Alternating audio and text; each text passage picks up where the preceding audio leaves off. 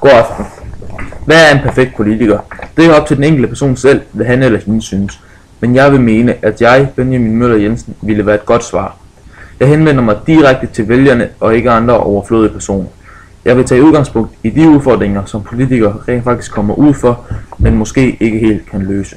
Udfordringer, der realistisk kan demonstrere, om kandidaterne egner sig til toppolitik.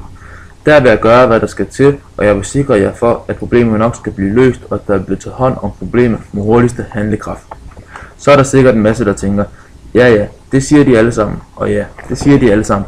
Men uden at komme til at træde nogen over tæerne, så har toppolitikere lavet en bummert eller to gennem tiden.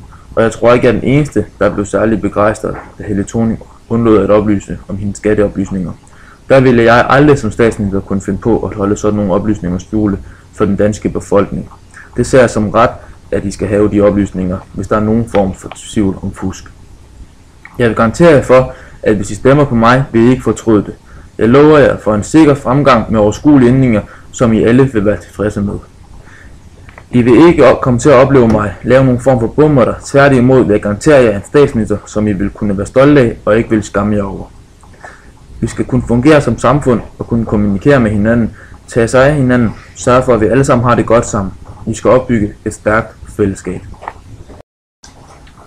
Hvad er din rolle som spindoktor for Benjamin Møller Jensen? Jamen, det er simpelthen at hjælpe og sørge for, at han fremstår på bedst mulige måde i medierne. Hvordan det skal formulere sig, og hvis han har et budskab, der skal ud, hvornår det skal ud, så det kommer klart og tydeligt ud til befolkningen. Jeg skal arrangere møder og sætte interviews op. Er der flere spørgsmål? Ja, hvad har du gjort for at få ham til at fremstå bedre i medierne?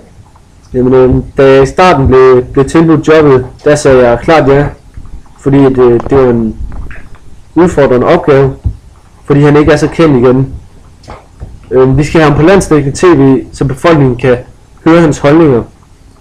Vi havde i starten et møde omkring formidling til befolkningen og kropssprog, så han fremstår tydeligt og troværdigt.